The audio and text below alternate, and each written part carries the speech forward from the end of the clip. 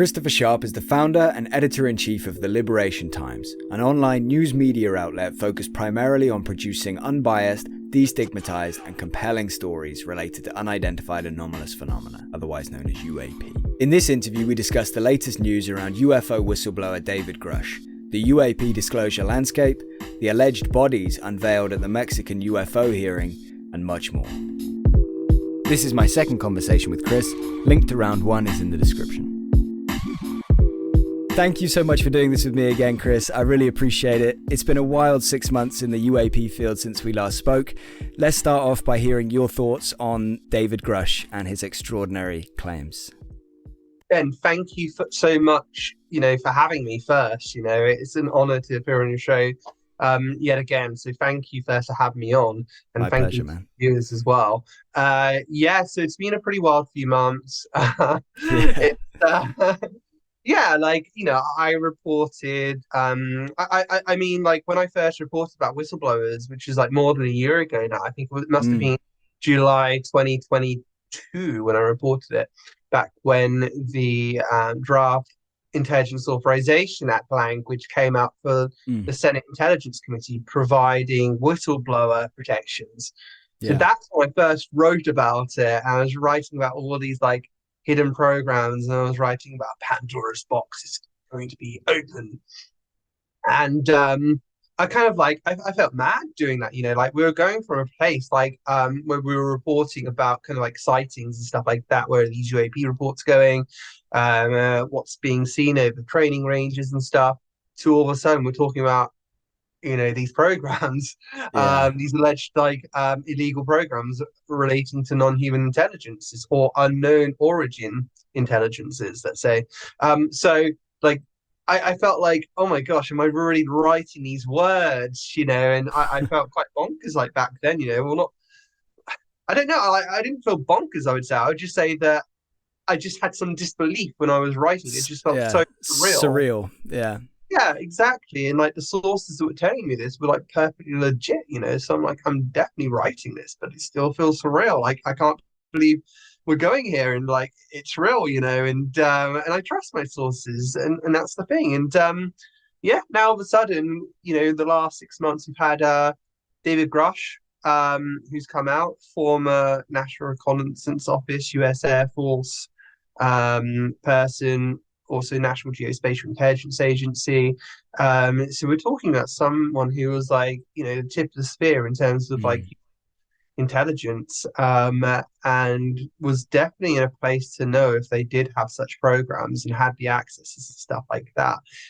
So it is a big deal. You're talking about someone who was helping coordinate White House briefings for the president. This is the seniority we're talking about. So I think it's pretty shocking that it's come out for a lot of people, and I think it's going to get even wilder. There's all these people saying, well, actually, he didn't directly deal with these programs. Well, in actual fact, these people exist. These people he spoke to exist, who have actually had direct access, and they've already filed their complaints to the Intelligence Community's Inspector General. Investigate this. So this is going to get real pretty quickly, and I'm predicting my current assessment, it could change, but my current assessment based on what I know is that I think we could get confirmation next year that these programs exist. The conservative prediction would be that some line comes out from the government stating that we've discovered programs relating to materials of unknown origin, but exotic.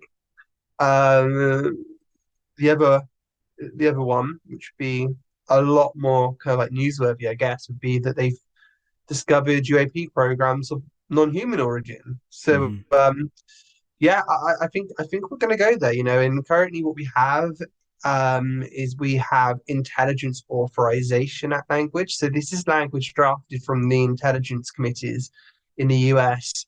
Now you have the Senate Intelligence Committee, and that's drafted, a lot of wide kind of ranging UAP language, and that basically would provide amnesty for contractors who actually declare that they do have UAP programs. So it's basically saying, like, even if the programs are illegal, you've hidden it from congressional oversight, we're gonna kind of like, give you an exemption basically, so that you come out of this in a safe way and not lose anything. However, then what you had was a few weeks later, it's kind of like you had the Schumer amendment. So Schumer is Chuck Schumer, the leader of the Senate. So this is a huge guy. And it was done in coordination with the White House. This language was. So it's an amendment to that draft Intelligence Authorization Act language, which would basically, if enacted, would basically provide a UAP review board with 9 members. And these people would come from like the aerospace industry, science, I think the engineering world as well. You'd have a sociologist, um, you'd have an economist as well. So yeah, you're talking about a committee, and these members would be nominated by the president. And when they've been nominated, they would then like have a hearing within the Homeland Security Committee within the Senate. So, it would be like a confirmation hearing. So whenever you get like a new kind of like judge appointed in a USA, basically on there, on a judiciary, you kind of like, or whenever you have like a new, Secretary of Defense or something like that, you'll have like a confirmation hearing with the Senate where they ask some questions before they actually get appointed. So you'll have something like that happen with these review board members. The language gets passed, and they basically would be tasked with working with various offices and agencies to discover UAP documents and information that can be disclosed to the public. The final say on what will be disclosed would be from the President of the United States. So, he could decide to block something if he wants, or he could just say, yeah, I'm going to take your recommendation review board and we're going to disclose this information. And obviously, you've got an economist on board and a sociologist as well, because such information that could be declassified, it could have some implications in terms of society, and it could have implications in terms of economics as well, and the financial system. If they do feel they need to get advice on disclosing certain pieces of information, they can also create like a subcommittee. The review board could. So you could perhaps like say, okay, I'm not sure what this information is going to do to the financial world if we disclose it. Right, we're going to create like a subcommittee of like economists and financial experts, to kind of like provide some advice before we go ahead with this. So you could have like a situation like that basically. So it's quite comprehensive. But one of the major things on this language would be that the government would have to the government could take eminent domain to take possession of UAP programs belonging to defense contractors. Like, so if Lockheed Martin has a UAP program, government can take eminent domain over it. So that creates Lockheed a bit of a problem now. So all of a sudden, it's gone from perhaps being quite happy that it's been given amnesty if it's going to get these programs out, which is in its best interest, by the way, as well, because they need more people working on these programs. However, it's not so good now that you have the eminent domain language as well. Some people argue that, look, we're never going to open this up unless we have this language in. They're never going to come clean in terms of the contractors unless we have this language. We need it. And then there's another train of thought which basically states that, well, look, all we need is confirmation. As long as we get confirmation, that's enough. And if you do kind of like have eminent domain over this, that's a national security risk, because what happened is, firstly, you're giving your hand to the Chinese and the Russians, showing them what you kind of know to a certain extent, and then secondly, well, like, okay, you're putting these programs on pause. When the Chinese and Russians potentially have their own UAP programs, which is what some sources have told me, you're in a competition against those powers. So all of a sudden, you're basically going to take eminent domain of these programs as the US government. And okay, then what happens? Are these programs then on pause? Do you do a tendering process? If so, how long does that take? do the contractors fight back? So you could have a long legal dispute. So in terms of that, it might be it could work counter to what you want it to do if you're in competition with other powers.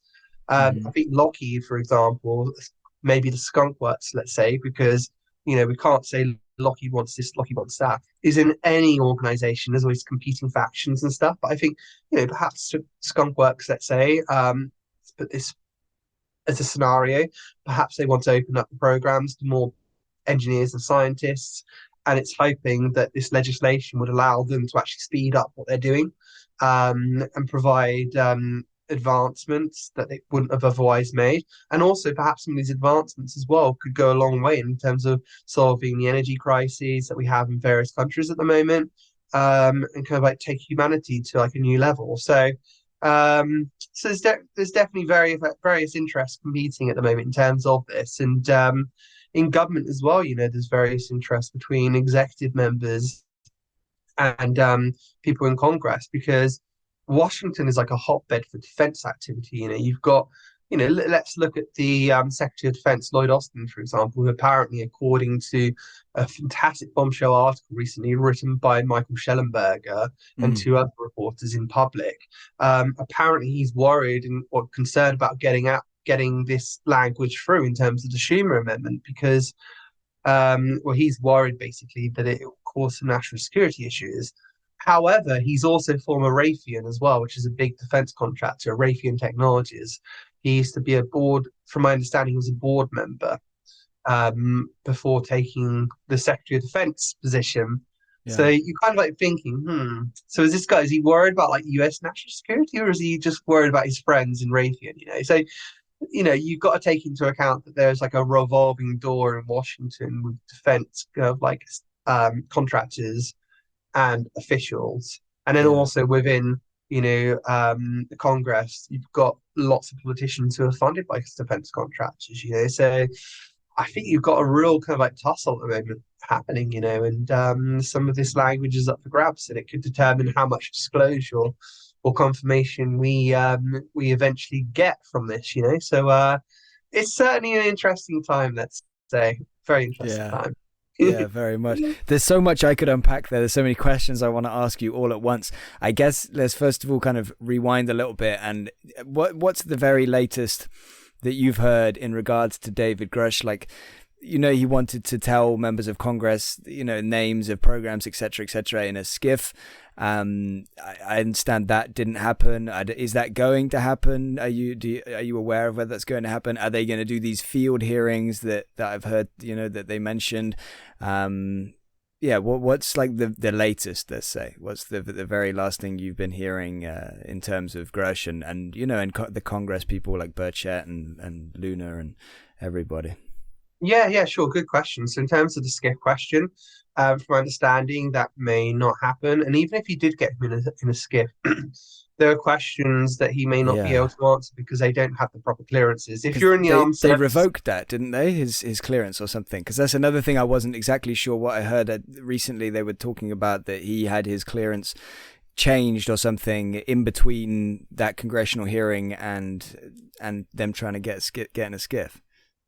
I haven't had that confirmed. I'm aware that's circulating around. I'm not in a position to confirm that. But what I would say is that what people have to take into account is that there are various accesses people can get in terms of information they can actually be provided with. So if you're a politician on the Defense or Intelligence Committee, you'll get cleared to hear further information or more information than someone in the Oversight Committee could hear. So Burchett and Luna may not be able to get the same kind of access as the Armed Services Committees and the Intelligence Committees, and that's, that's very, very important to take into account, because staffers had been briefed a long time ago on David Grusch and his allegations.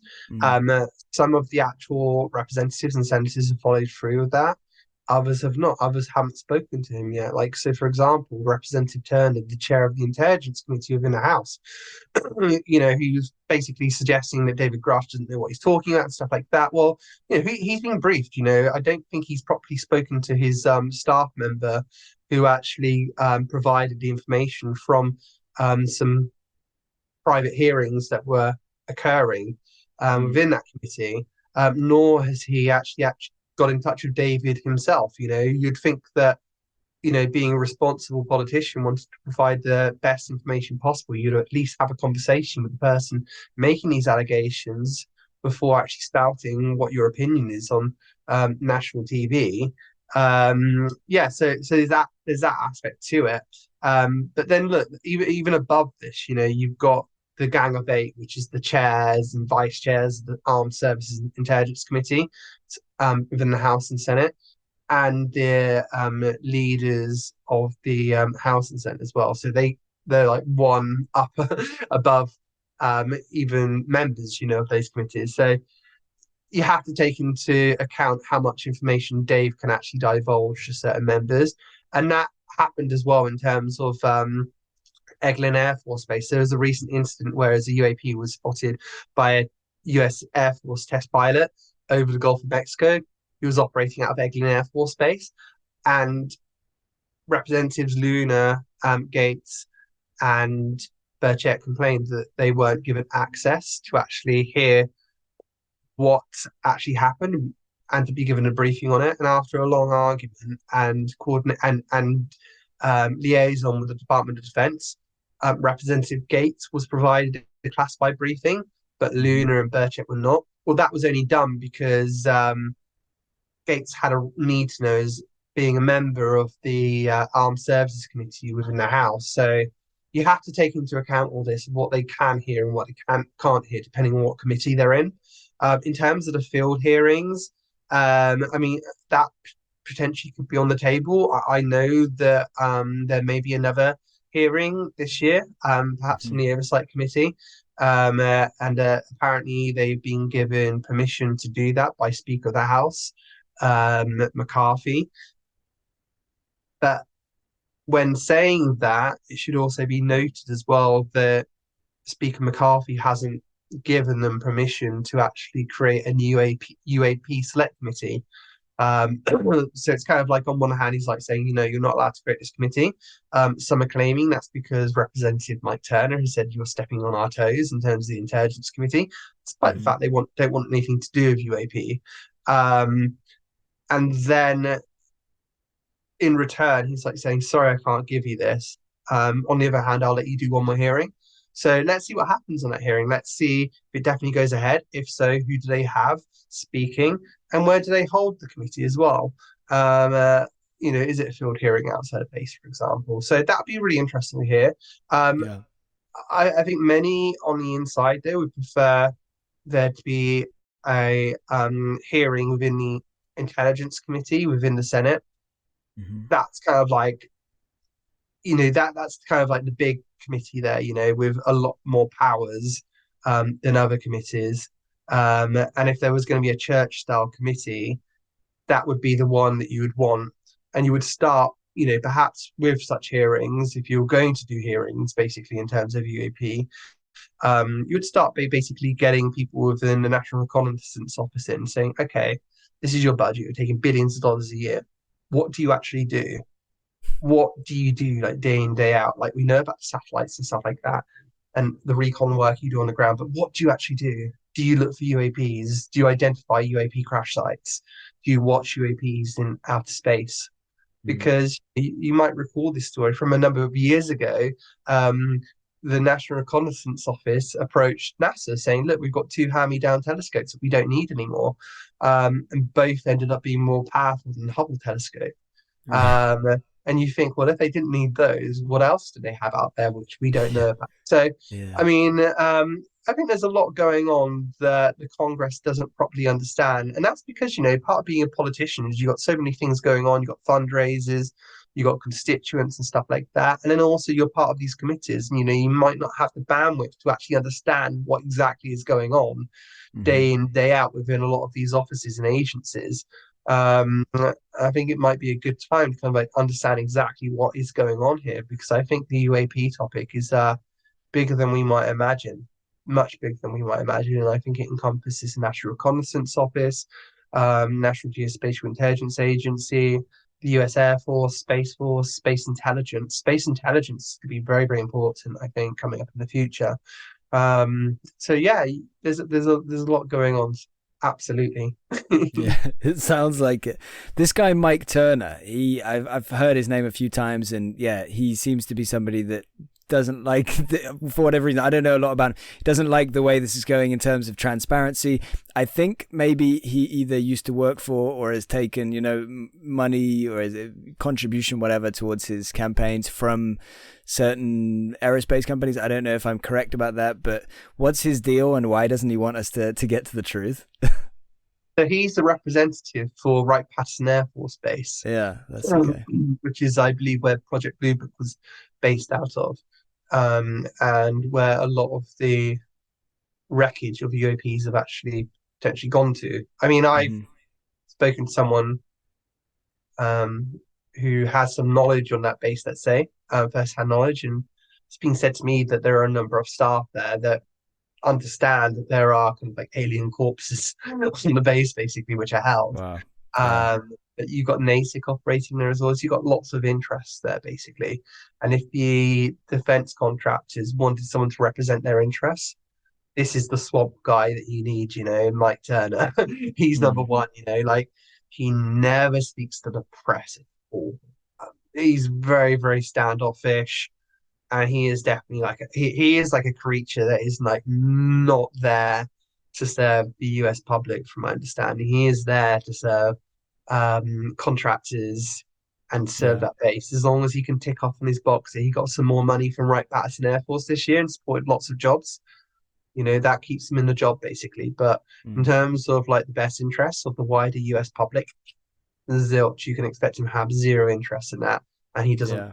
care because he doesn't have to, I suppose, from his perspective. And I'd point out it isn't just him that's kind of like provided money by defense contractors. You look at Lockheed Martin. A lot of individuals from Lockheed Martin's have funded Chuck Schumer, for instance, previously. Right. And he came up with the Schumer Amendment. And it's we're talking like factions within factions here. Like as I said, you might have a situation where Skunk Works may want this information out. Whereas other parts of the organization may not want it out. I would love to speak to Steve Justice right now. Mm. He used to be in To the Stars Academy, his former Skunk Works, and Yeah. I'd love to know what he knew because he wouldn't have just kind of like decided to get involved with a UAP organization on a whim, and all of a sudden, like he was going to design this like UAP type craft as well. I find that really, really interesting. Like, I mean, he's a very, very serious person, and Yeah. quite senior at the moment in Virgin Galactic as well. And like he's not mad, he's not crazy. Like he didn't just say that I'm gonna kind of like he didn't say it, but suggested that he was going to create a craft that was going to have kind of like UAP like abilities. I think that's really, really interesting, and I can say it that in the Michael um, Schellenberger article that was released by Public, a lot of whistleblowers have come out stating that a triangular type craft has been created from reverse engineering programs with exotic propulsion systems, Wow. and that's currently in the possession of the US government. They actually operate such craft. So all of a sudden, you've got a TR3B type thing on the table now. And look, if you Yeah. do have technology like that, and this technology could be coming out in the next few months or years, this is suddenly something that's worth trillions of dollars. This is serious money involved in this, and a lot of people want to protect their interests as this is coming out, and I would suggest that they're prepared to go to great lengths, extreme lengths to protect their interests. Mm. Extreme lengths, which is what makes a lot of people nervous, especially when reporting on this topic as well. Yeah, yeah, definitely. Wow. So that triangle then, there's that video, isn't there? That famous alleged video that I think Lou mentioned of a triangle coming out of the ocean or whatever.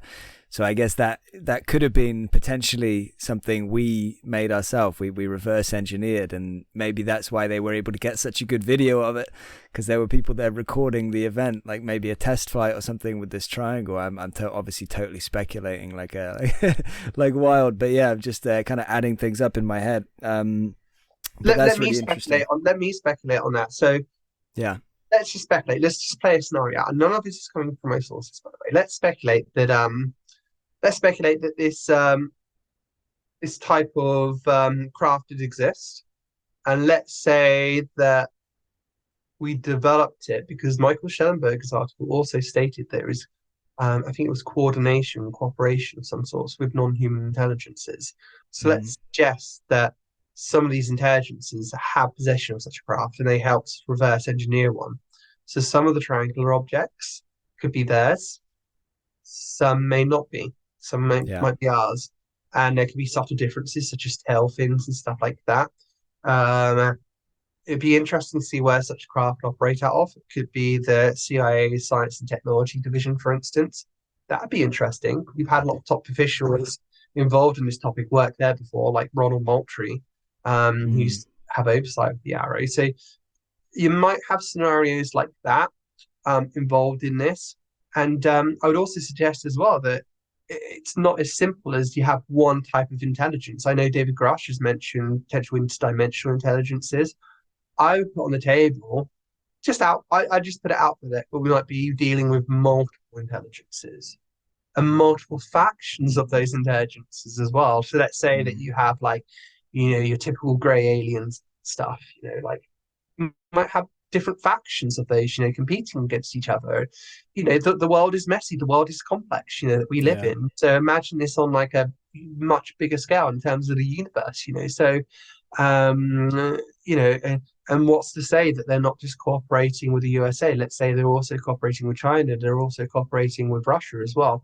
Wouldn't Mm-hmm. that be amazing? And, if they are cooperating with China, if they are cooperating with Russia as well as the US, do they have competing interests? Are they? I mean, this is just like me thinking in my head here, and this is where my head goes when I think about this. Yeah. And yeah, I just take into account the world is much nuanced and complex. There's some, like in the UAP field, like to think like there are some people who like say they're all loving entities, they're wonderful. Well, I don't know that, I don't know that. I don't know if they're all loving. I don't know. I'm willing to definitely think that they are. Yeah, that'd be amazing if they're all loving and they want to help us and stuff. And then you've got the faction as well that think, they might be a threat and stuff. I simply don't know. I mean, I have to kind of like listen to my sources who are legitimate and see where the data takes me. Yeah, I agree, and some interesting speculation there. And I think in terms of are they all loving or all warmongering or something in the middle? That I think my recent way of thinking in terms of that is like, what are we? Are we all loving? Are we all evil? We're just. Are we even neutral? Maybe as like a civilization, we're kind of neutral, or kind of, are we just gray area? Because we definitely have both, right? We have certain factions and individuals that would qualify as pretty much evil. We have some that would qualify as the other, and we have every kind of in between you could possibly wish for. And we all have different agendas and ideas and motivations and everything like that, ethics, morals, that we could go on. So yeah, really interesting the stuff you're saying there. Again, so many questions I want to ask you. Going back to Michael Schellenberger, you mentioned his article in Public, and I think it's the same article where he talks about 30 or more whistleblowers that have gone to the intelligence community inspector general and have essentially corroborated David Grusch's claims.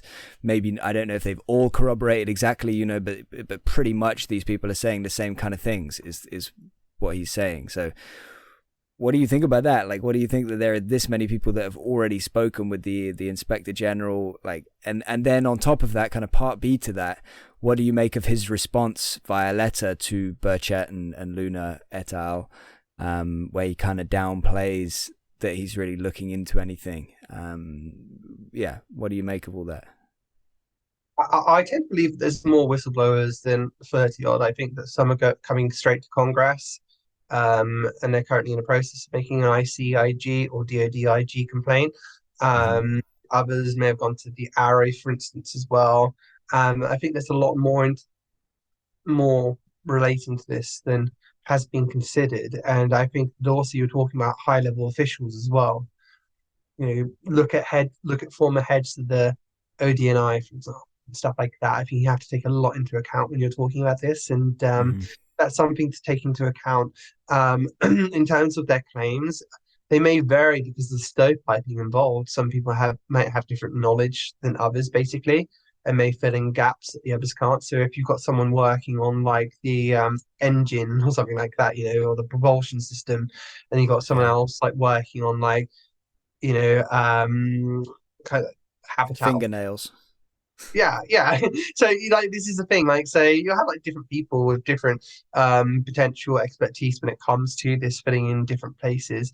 So I think that's the situation that you might have relating to this. So what was the other part of your question again? Sorry. It was about no worries. I kind of do that. I fire like 12 questions in one big bulk of words. The second part of that was basically, what do you think about the response from the Inspector General to Burchett et al. About him addressing what they're doing with Grusch's claims and things like that? And he kind of, it's a bit of a word salad, but he kind of says, we're not really, we haven't done anything we haven't made any conclusions, or we haven't, and maybe there's some words he left out. Maybe it's a bit of a, it's one of those where it's like, is it reading between the lines that we need to be doing here? But yeah, what did you make of his response anyway? Yeah, like my friend Matthew Pine stated, he left out the word investigation. I don't know what to think about it, because when I know for a fact that the ODNI, for example, cannot actually reference David Grusch as a whistleblower because he's under whistleblower protections. So even if David is kind of like forfeited his right to protect his identity, the ODNI has to adhere to that, and so does the ICIG as well.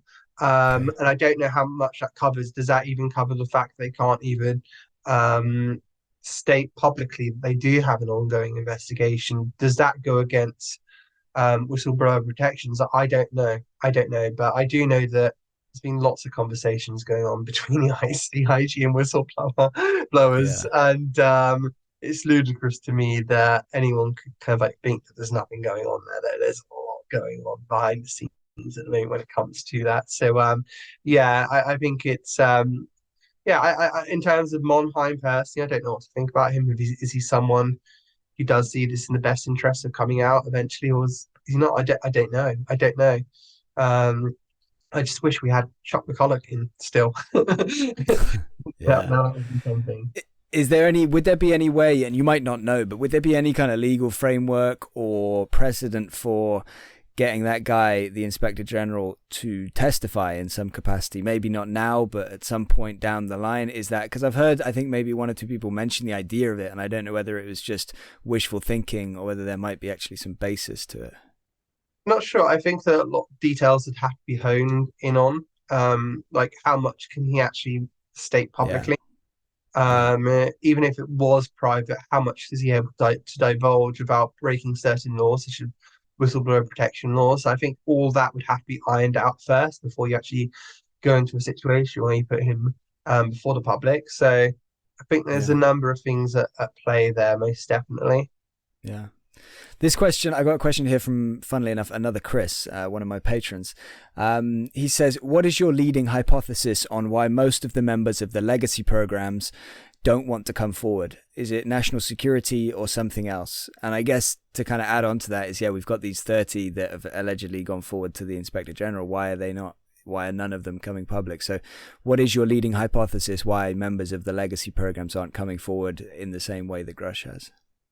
I think firstly, they were just kind of like watching to see what the reception was of David, because a lot of them are quite fearful about it, for their lives, and fearful about going forward and what the retributions may be. I think they've been pleasantly surprised. Some of them have been, that they've actually had no pushback at all against them. And I think that some of them may actually decide to come out. Hopefully by the end of this year, we could have more whistleblowers with direct contact with the programs coming out. That'd be fantastic.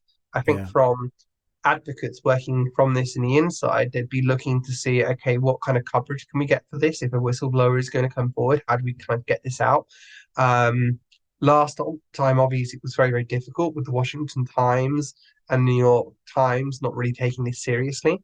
Um, and Debrief, a fantastic publication, by the way. You managed to do a really good job with this story, but I think there were some that thought that, we should have had this in the Washington Post and New York Times, because, that would really establish this is something in the mainstream then, and something that you could kind of have in polite conversations as part of like the normal discourse, basically, because as advocates attempt to normalize this topic, that's what they look to do next. It's kind of like you've normalized it to a certain extent now, where you could happily speak about you know porting of UAPs and stuff like that, and it being a potential threat for air traffic.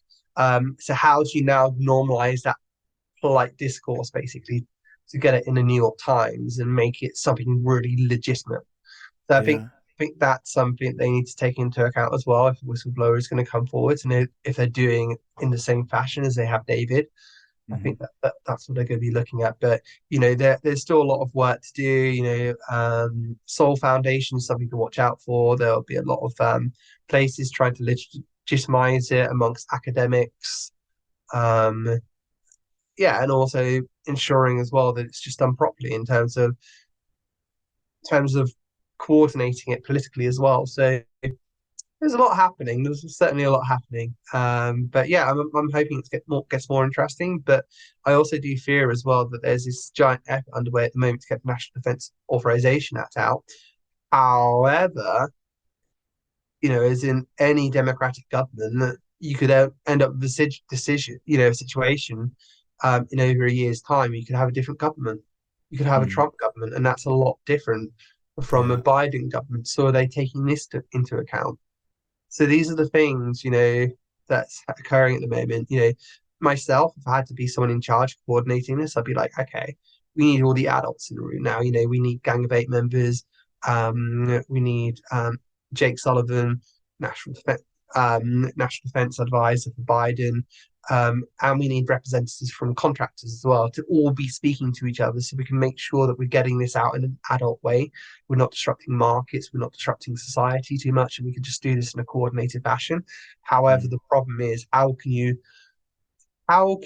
actually get anyone from a defense contractor to come out publicly or even privately and kind of like admit such programs exist without putting themselves in legal danger? So lots to take into consideration, isn't there? Yeah, but you're so right that it would be all about trying to find a way to get it out with as little disruption as possible, with making sure not upsetting the markets and things like that, because we know the priorities of those in power is to sustain themselves and to sustain to a large degree, I think, the status quo, right, of being able to make money and be able to do what they do. So it's something that could disrupt all that, so it's going to be major. Let me get your last thoughts on the hearing. So you said that you expect possibly another oversight hearing. Did you say this year or within the next 6 months? The Senate hearing, when would we expect that? What do you think in terms of when? And also, to add another part to the question, because I know you love it when I do that, could you outline for people that are less clued in than yourself, like me, the nuanced differences between a congressional oversight hearing and a Senate hearing? I'll try my best with limited knowledge I have. Thanks. So firstly, in terms of the oversight hearing, so I'm personally hoping it's before Christmas. That's my hope. I don't know that from sources or anything like that, but it's my hope. Because they just happen suddenly, don't they? Like the last one, it's it's a couple of days, people talk about it, and then boom, we have a date, and it's Tuesday or something. It's they can really come out of nowhere. So you're hoping that will be this year. And there was a lot of coordination with that one as well. Jeremy and George were working a long time in that, helping, coordinating, facilitating that particular hearing. So there was a lot of work that went on in the background in terms of that. So there was lots of chatter about that potentially taking place. In terms of the Senate, I had been told that there was going to be one this month in September in terms of the Senate. I'd heard that earlier this year about September. But that's now, the brakes have been put on that. The most optimistic of them think it's going to occur after National Defence Authorization passes, if it passes intact with the UAP language. So talking after January here. However, there are also concerns as well, as reported by Michael Schellenberger, that the chair of that committee, John Warner, who's a senator representing Virginia, that he doesn't want it to occur. So that's something to think about as well. Even, you might have had members of that intelligence committee also a little bit peed off that the oversight committee got in there before they did. I don't know. But in terms of different committees, I mean, with my limited knowledge, all I can say is that I mean, a hearing is a hearing, but it depends on the powers of the committees and who they can actually get to appear on them with subpoena powers and stuff like that. And also the depths they can go in, kind of like in private as well. So, for instance, when you had the Armed Services Committee take place earlier this year with Gillibrand and Kirkpatrick, before the public stage of the hearing, when there was like hardly anyone in the room, basically, there was a private hearing with Kirkpatrick, which was attended by a lot of people. A lot of senators attended that one, and that was done private because they knew that they could get better goods, basically, and better information in private. For instance, when I spoke to Moultrie and when I spoke to Kirkpatrick last year, they can't go into the space domain with me. So when I asked them if any UAPs have appeared coming from space, they can't tell me that. But perhaps they can tell, those authorized members of the Senate Intelligence Committee that information, So you've got yourself that. So it's different accesses, basically. So the Oversight Committee may not be able to hear that information, even if in private, the Oversight Committee. So, I mean, it's the clearances and what they're cleared to actually be informed of, which is the key difference from my understanding, and the powers that they can have to get someone to appear before that committee. And also, I think it's just kind of like the grandiosity as well that, the Senate Intelligence Committee, being the Senate, has more kind of like a powerful kind of like feel about it, in terms of optics. So yeah, that's what I'd state on that. And but yeah, I mean, the Oversight Committee, that's the important committee, that's oversight, and that's the most important function, one of the most important functions of a democratic government, oversight. If you don't have a democratic government that has oversight, do you really have a democratic government? May as well just be a bunch of unelected officials just running everything without consent from people, without telling people, which is what we have currently. So, yeah. So that's taken into consideration that there's a lot of work to get done. I'm hopeful we can make a lot of progress over the next months because, look, the UK, France, for instance, like we're not really hearing enough of what's going on. Our politicians aren't getting involved, So to have a disclosure, some people would think, well, actually, the UK needs to kind of like be fully informed and prepped. France needs to be fully informed and prepped, But is that realistic, especially given the time that we may have actually to do this in a orderly fashion if there is a new Trump government coming in, because Trump, I'm pretty sure that, he might be someone who just says, look, screw it, I'm just going to get this information out. There were rumors towards the end of his presidency that he was just going to release all the UFO documents and stuff. And John Radcliffe, his director of national intelligence, also stated that they wanted to get this information out before Trump was gone. So it's kind of like you could have controlled disclosure and confirmation, or you can have uncontrolled disclosure or confirmation around this, So yeah, there's a lot of dynamics at play out there. Yeah, some wild cards for sure. And a Senate hearing, do you think that would be televised as well, like the Congressional oversight hearing was? Yeah, if it's public, if it's a public hearing, it will be televised. Yeah. What they might have, which is they have previously, is they'll have like a private portion of it and a public portion, so you don't televise the public portion of it. Yeah, and then every other answer will be, we'll have to address that in the closed session. Correct. Yeah, okay. I want to circle back later and ask you a couple of questions about the UK and their involvement and if they're ever going to, like wake up to this. But for now, disclosure, you said you think sometime next year that we will have, or you think there's a good chance that sometime next year we will have some kind of announcement that there is either we have a recovery program that recovers? Tell me what you think. So that's my current assessment. My current assessment is that we'll have confirmation that Yeah. there is, and you got to think about government lingo here, because Yeah. you and me, we speak a different language to government, and you could have them basically putting out a statement, basically confirming that there are UAP programs that have been discovered relating to materials of unknown origin or materials of non-human origin. So Mm.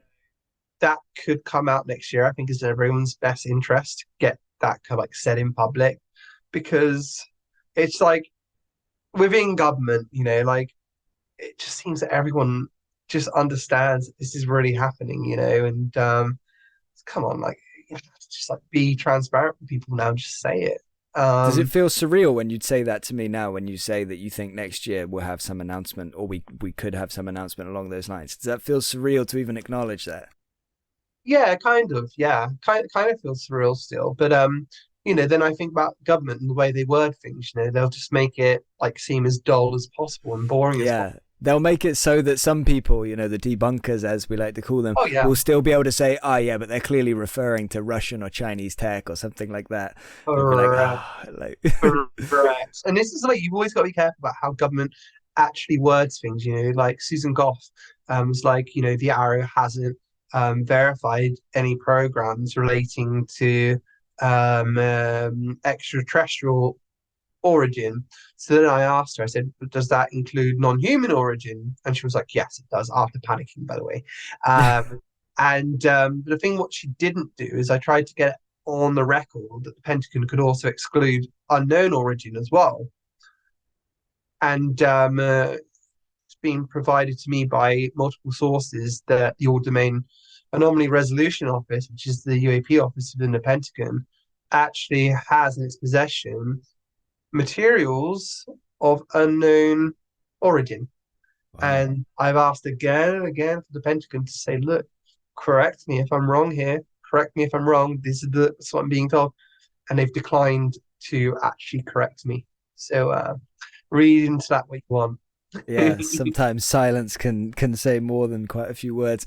What are your thoughts on Kirkpatrick and everything that happened with that? Because again, this is something that when the whole Grusch stuff, when Grusch was testifying and everything, and he said that he had offered his testimony to Kirkpatrick, and then Kirkpatrick came out like the next day or something, and basically called out Grusch and said, no, he didn't offer me this, like he didn't offer it to AARO or something along these lines. And there was kind of this seemingly, they were both disagreeing. There was like a clear somebody's not telling us the truth here. Did you pick up on that as well? Did you notice that? And what is happening with Kirkpatrick? Is he staying in his position at AARO? Is he still, valued member of them going forward? Yeah, what's your awareness on this situation? Yeah, sure. So I think he misrepresented a few things about Dave. Dave was like, he never worked for the AARO. And like Dave never claimed to work for the AARO. He was basically saying there was some coordination. It was liaison basically on behalf of like the NRO or NGO or something like that. Mm. Don't quote me on that. And they were kind of like helping the AARO basically. So it was never like I work for the AARO. So he was being disingenuous where he kind of like framed David as saying that. And look, you go into any office in the country, you go across the road from me, there's, you could have, the CIA, you could have the cabinet office or something like that.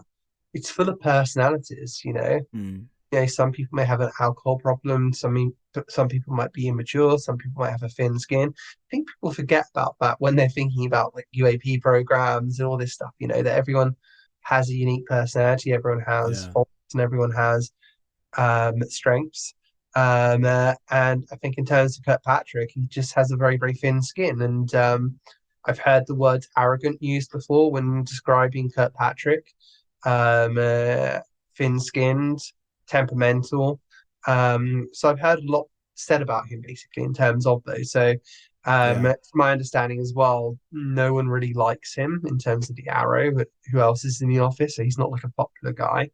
Mm. And I think he just I think he pissed off a lot of people when he kind of like had an outburst on on LinkedIn attacking, Grusch and some of the claims made. Truth is that David didn't come to the AARO because he doesn't trust the AARO, as a lot of Yeah. other whistleblowers don't. Why are they going to go? So if I'm a whistleblower, why am I going to go to the All Domain Anomaly Resolution Office, especially after Kirkpatrick had that outburst? Mm. I don't trust them, and especially if I don't trust them, because they're operating within the Office of the Undersecretary of Defense for Intelligence and Security, which used to have oversight for it. It doesn't anymore, by the way, but it used to, and that was known for persecuting whistleblowers. So why would I ever come out to a person, located within an office for persecuting whistleblowers to do with Yeah. UAP? So it makes sense to me why they would have gone to Kirkpatrick. Definitely. So, and also you've got to account for a long time, the AARO didn't have a lot of funding and resources. It still doesn't to a certain extent, but more so now.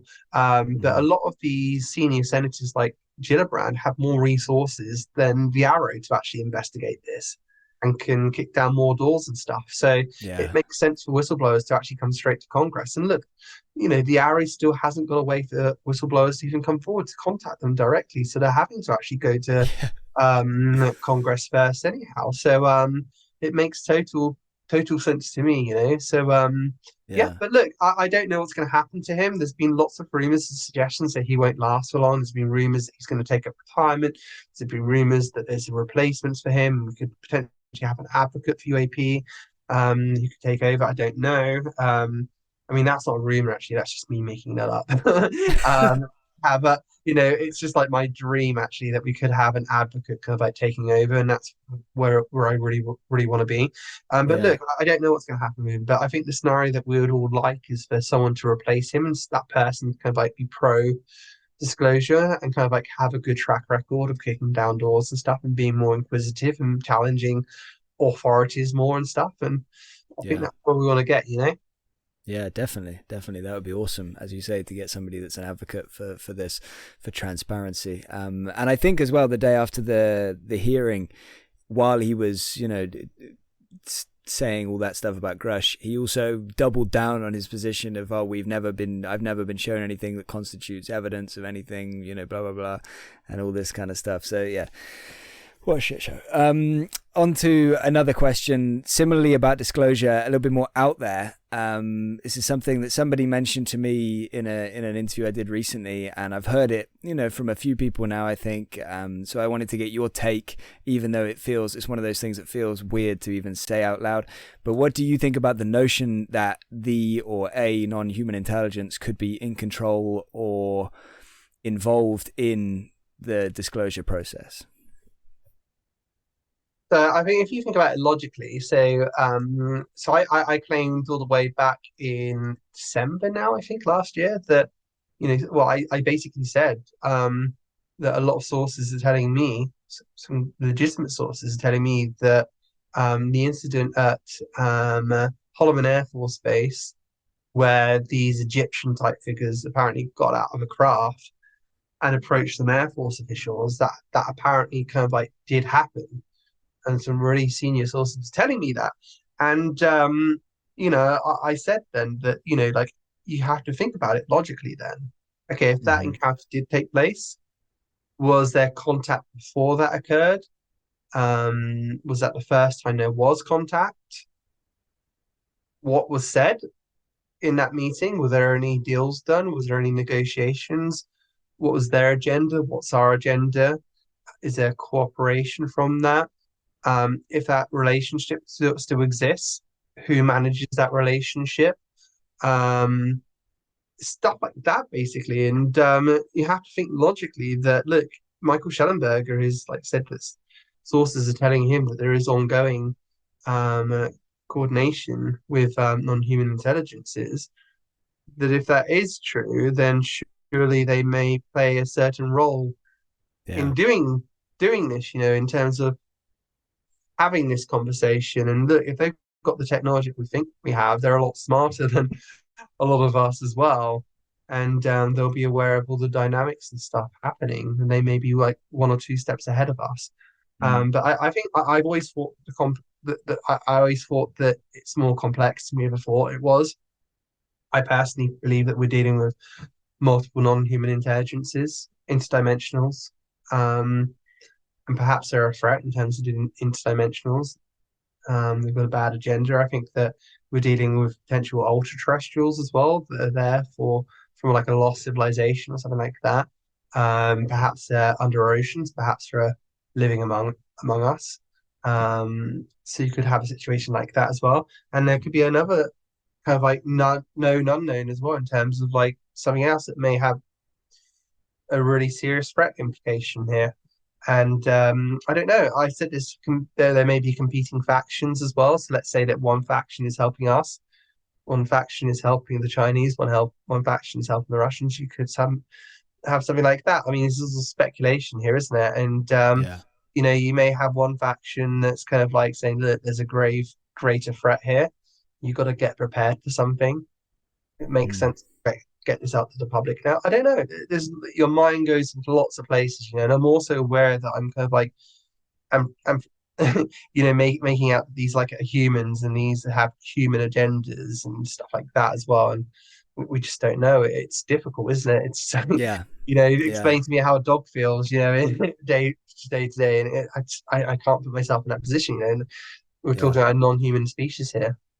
Yeah, it's impossible to not anthropomorphize because it's our only frame of reference, really.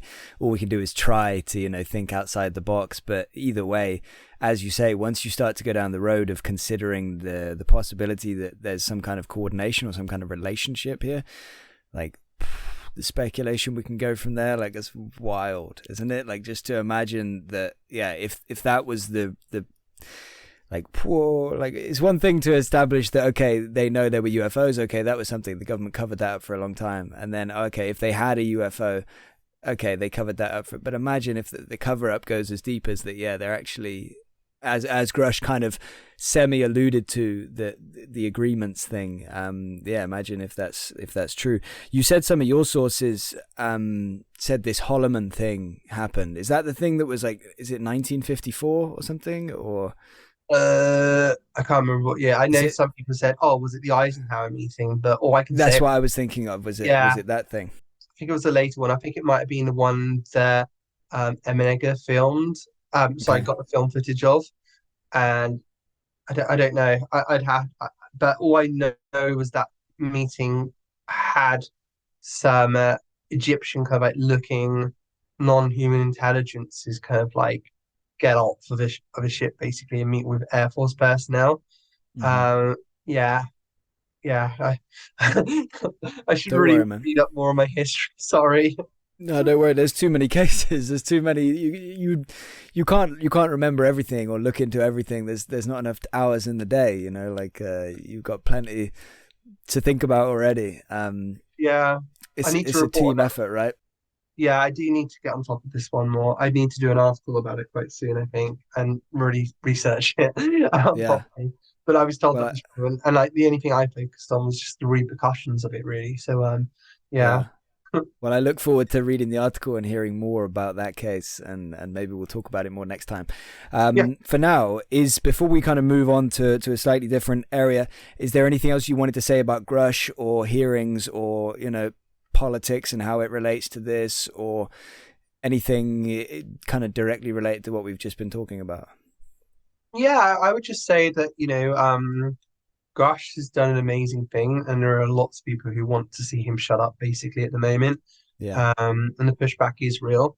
And I would just say that a lot of people should just be really, really thankful that he has come out, and he's the type of character, he just doesn't give a shit, like he's like I don't know, like I don't know if this is like because I see like having Asperger's is kind of like a superpower which he has, and it's kind of like I know that there are some cases. Look, no case of autism are the same.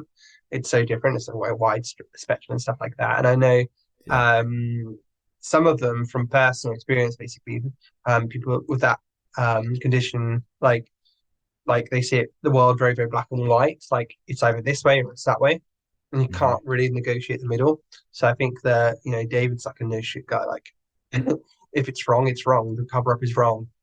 This is wrong. We're going to get this out. And it takes that personality, to really kind of like take this topic and push it forwards. And I'm just personally really thankful that he's Yeah. kind of like come out about this and spoken out and been so brave. So yeah, that's what I'd add really. And yeah, let's hope that we can hear a lot more as well. And the one thing I would kind of like warn against as well, that there might be other there might be other whistleblowers that come out that are not so legit, and Hmm.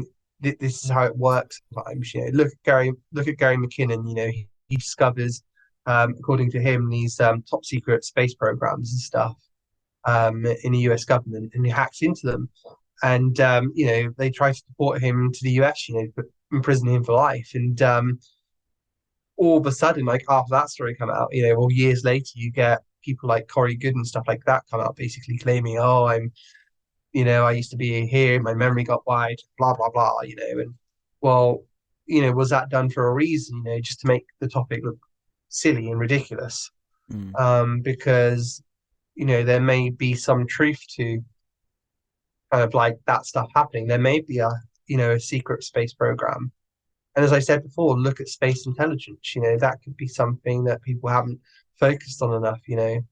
What do Yeah. space intelligence know about this? And from my understanding, they're based at Wright-Patterson Air Force Base in terms of the Space Force intelligence. So I'd be interested in what they know.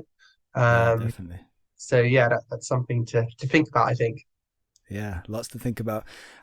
Just to add my 2 cents on top of that, I totally agree about Grush. Like, what a sacrifice he's made to come forward and share all of this and to go through the correct, protocols and everything. Even though it must be a real ball ache for him a lot of the time, like he's persisting and he's going for it, and like most people, like 99% of the world, either don't notice or think he's just gone mad or something, and then it's only the people that are very aware of the situation, I guess, or that have actually researched it, that are aware that what he's risking and why he's risking it and everything like that. So yeah, what a legend. And about the other thing about you were saying maybe we're going to have less credible whistleblowers. Seems like probably a tactic that they would employ, right? Like if you were part of a faction of government that wanted to keep this under wraps and stop this coming out, you would probably get a little team of credible but not so credible witnesses that could come forward and, as I say, on the surface level look credible, but then have stuff that people are going to dig and they're going to find straight away, and that would leave a massive scar on, or a blemish on, this whole thing. So yeah, I guess you're right. It seems like quite a logical play that they would make. So I suppose we'd have to be conscious of that risk, right? Yeah, yeah, absolutely. Like if you found a city, that's not on the maps, and you said I saw a city, and I don't want you to know that there's such a city exists. I could come out then and say, yeah, I saw the city too, and there was like lots of angels flying above it and pixie dust and all this other Yeah. stuff, and I all of a sudden make this look ludicrous, and And here's a map, bad and you people just draw it yourself. correct, Yeah. yeah. And you come across as legitimate at first and start adding all these other details that aren't correct, to make it look ridiculous. So yeah, you have to work with human psychology when it comes to this stuff, and Yeah. groupthink. Yeah, and take each like a case by case basis. So now let's talk about something a bit different. So I don't want to conflate this with Grush as much as some people have tried to conflate this with Grush.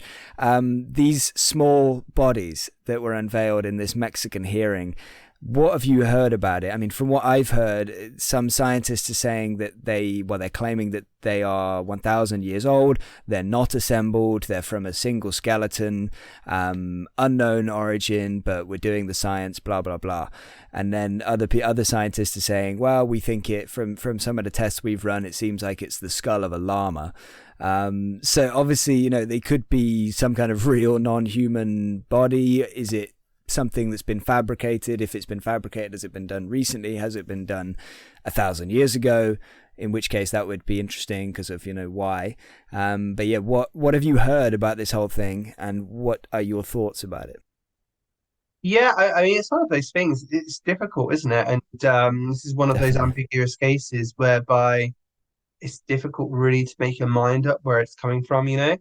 Um, yeah, I don't know. I think like the only way that it might become settled is if you basically allow like a prestigious university, not saying the universities that have discovered it aren't prestigious, but I'd say just one like which is totally like world leading, like Harvard, Cambridge, Oxford, take it over there, get it studied, fund the study because they might not be able to do it themselves or not willing to do it themselves out of their own funds. Hmm. Just kind of like try to find some conclusive results, try to get it peer studied, and just it may not be clear cut in these cases. It's difficult. It really, really is difficult. And yeah, like I just don't know. Like, I'm interested in lots of cases in terms of like abductions and stuff like that. There's only so much you can prove. Like one of them is Peter Corey, who I'm in contact with. He's an Australian guy, really, really lovely guy. And Hmm. in Australia, he basically claimed that back in the 90s that this female like alien figure appeared on top of him, and people say, oh, it's sexual fantasies, it's ridiculous and stuff like that. And it was like another being there or something like that. But then he's just managed to kind of like find this hair left from one of the beings, after this Mm. encounter. And he got it tested, and apparently it's something which is really bizarre. You're talking about DNA tests showing that it's half of like a really rare kind of like Celtic origin, and then another part of it is kind of like a really rare Mongoloid origin from China, where Taiwan is nowadays, and you couldn't just find Hmm. this hair from the street. He's gone through lie detector tests. He's met with John Mack, and he seems to pass some of this stuff with flying colors. And like again, it's just one of those things. Like, how can you ever prove this conclusively, that it did happen? And a lot of these experiences are subjective. And even when it comes to science, there's so much stuff they can't agree on. Like, look at climate change, scientists Mm. can't really agree on that still, Yeah. It's still seen as contested anyway. I know a vast majority do think that there is man-made climate change, but there's still like loud portions of the science community and lots of media establishments say that it's not real, it's not man-made, blah blah blah. And it's just like one of those things, it's the science world is like that sometimes. And when you're dealing with something such as this, this is where it's really difficult. And I think Ross Coulthart recently just said, that the people who are on NASA's study team, a lot of the abuse that they've been getting, as said in their report, has actually been from the actual scientific community, Yeah. um, wanting Not them not to be surprised. part of this. So yeah, I mean, like, when we're talking about scientists and stuff like that, we're not talking about a stereotypical scientist that we have in our heads, who's just kind of like a really great person, just interested in the facts and stuff. A lot of these guys, have really thin skins, and are quite abusive and obnoxious. And this is humanity that that we're dealing with at Exactly. the end. We like to give Yeah. titles to people, without thinking what their character is. And as we know from kind of like engaging with life every day, like no one's perfect, everyone has their weaknesses, character flaws, including myself and other people, so it's the difficulty with it, isn't it, life in general. Yeah, yeah, definitely. It's a good point as well with, yeah, we kind of forget that easily about, politicians and, sports stars, celebrities, people involved in government or media. We easily, yeah, forget that aspect of how human everybody is, and you have good days, bad days, and except, we all know how it is. So just to go back to the bodies for a second, have any of your sources or anybody that you trust that is kind of connected given you any insight or any opinions even on this story, or are you kind of in the dark like the rest of us, just kind of following along and making your own kind of judgments? Yeah, I'm kind of in the dark about this and kind of making my own judgments. I think there's other interesting things happening in terms of biologics, and Mm. perhaps alarming as well. Although I won't go into detail about that. That could kind of like potentially come out in the next few years in terms of that. And look, people speculated before that that they may have played around with our genetics. We may be part of ET or non-human ourselves. And then obviously, what does that mean Mm-hmm. for humanity? Humanity is Yeah. non-human. It's like, okay, that's weird. No, Yeah. there's a lot of interesting things that could potentially come out of this, like biologic stuff, definitely. Yeah. Well, I will watch eagerly the updates of these bodies that they presented in Mexico. You just said you don't want to go into detail on it, and that's fine. Is there anything else you can say on that alarming and biologics side road that you kind of mentioned then? I would just stick with like the fact that there's been various rumors that they've tampered with DNA and stuff like that. And look, if there is an element of us which is kind of like in birth from non-human origin, basically, then what does that mean for Hmm. us? What does that say about humanity? What is humanity? Do we know enough about our roots, basically? Who are we? Are we all the Yeah, same? I don't know. It's definitely something which is going to be interesting, seeing how this spread develops in the future. And yeah, if I'm going to report on anything like this, I'm going to make sure I'm going to be working closely with Gary Nolan and people like that. People who know what they're talking about, because I'm relatively comfortable with the political world. But when it comes to this, I need um people to back me up in terms of stories and stuff. So yeah, let's see if I yeah. get on to that in the future. Yeah, absolutely. Well, good luck navigating those waters. And yeah, big questions. Who are we? Why are we here? How did we get here? What's the deal with it? Or what's the meaning of reality? What's the meaning of life? Yeah. So that's exciting stuff. Last thing on the bodies, just if they're fake or not legitimate bodies, I don't even really know how to word this because it's such a weird story. But if they're not real in some capacity, if this is a hoax or whatever, or just simply not real, how and why would they have been presented in the manner they were? Like, there must be somebody, vetting stuff before it gets revealed in this hearing in Mexico or something. Do you have any insight into that?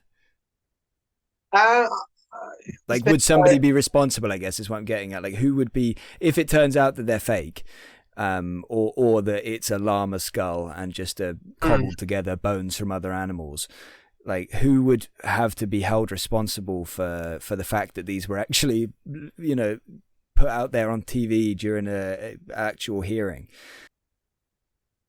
I don't know. It's easy to point blame at people, and I don't know. Obviously, you've got to look who's presenting it. A Mexican researcher, and many Mm. people have different views about him. You've got to look at Yeah, the I haven't looked into university. him.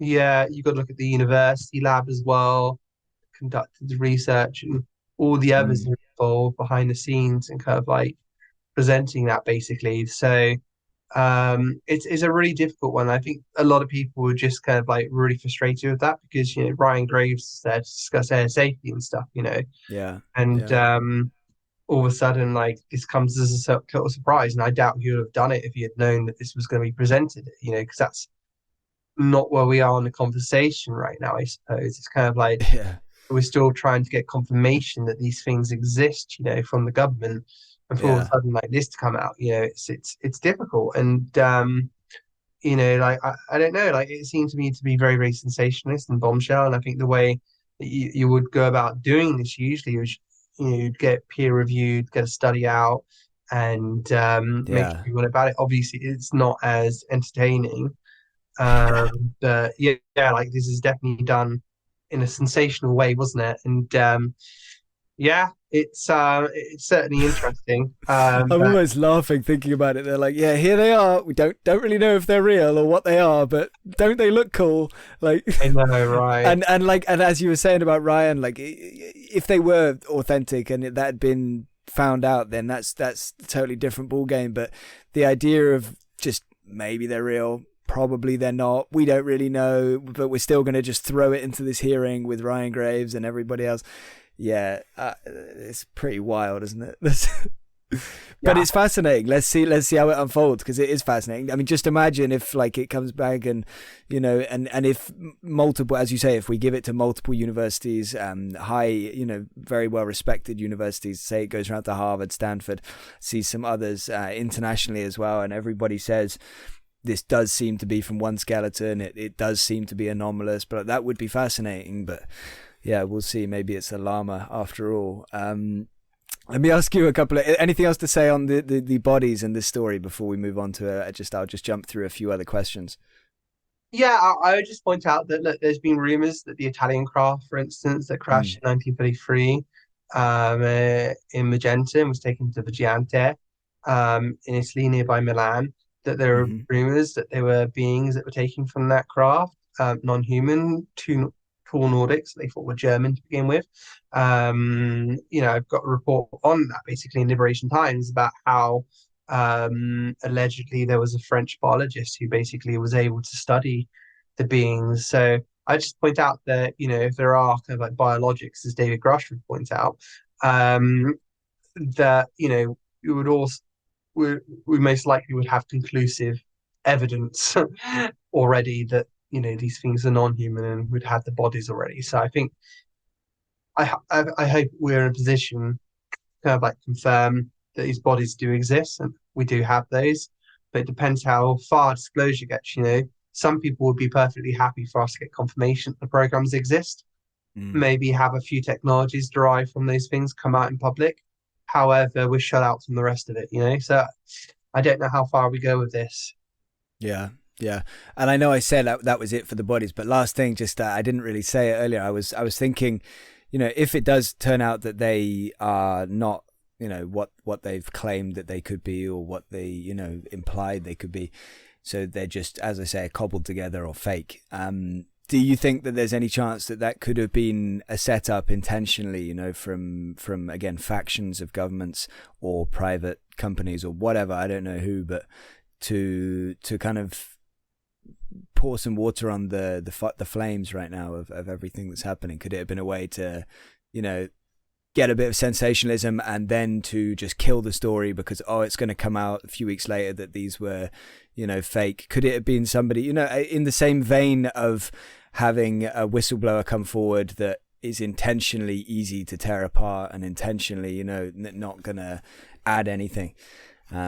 What do you think? Is that too far? Is that too conspiratorial that it could have come from, somebody on the inside? I'm not sure. You can never rule anything out. I mean, what my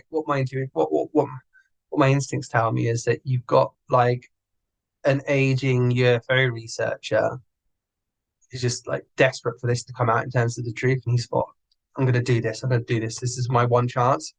I've got a hearing here in the Mexican in the Mexican Congress or Parliament, and this is my shot, and I'm just going to go all out basically to do it. I'm going to present Yeah. bodies, and like there are a lot of old ufologists out there, who've been in this for decades, and they're thinking, oh, actually, how much time do I have left? I want to see this happen in my lifetime, and Mm. you do see kind of like some, there's more desperation in terms of trying to get this out than younger researchers and younger people involved with this. So I can Yeah. definitely understand where they're coming from. So that's what I'd speculate anyway.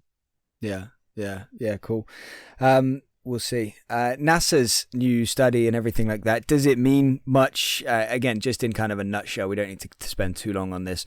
Does it mean much other than continuing to legitimize this topic in the eyes of the masses, which obviously it does, because NASA's name being involved with this, for people that are not too familiar with the topic, it kind of pricks their ears up and, NASA are looking into this. But other than that, yeah, is there much really to talk about here? I think it's a situation where like it's compartmentalized. This study group, its members mostly weren't even in NASA itself. So Mm. I think it's compartmented. There's different aspects of NASA with different knowledge. About the phenomena. For instance, you had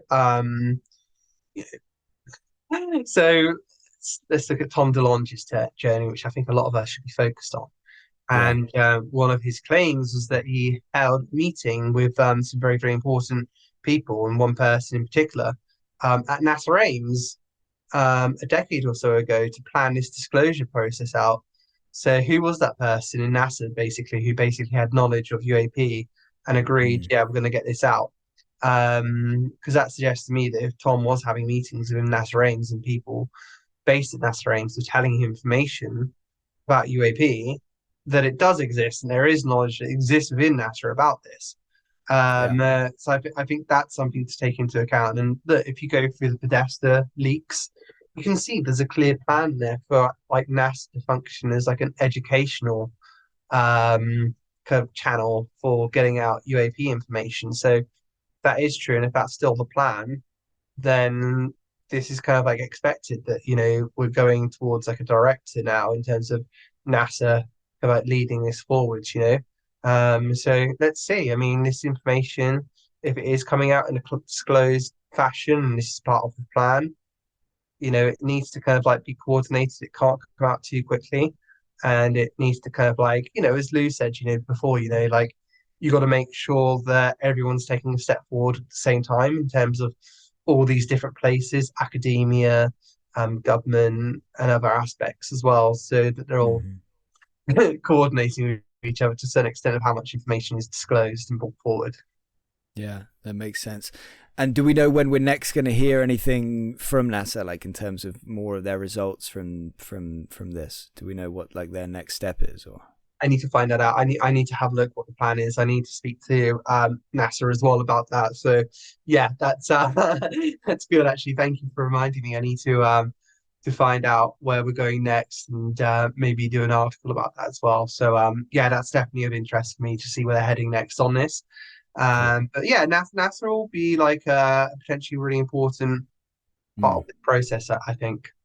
Yeah. It just felt.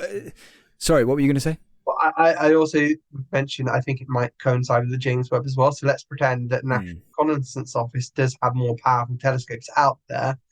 Yeah. Maybe certain parts of the US government is aware what is there already for the James Webb telescopes already kind of like been launched. So that's something to account for as well.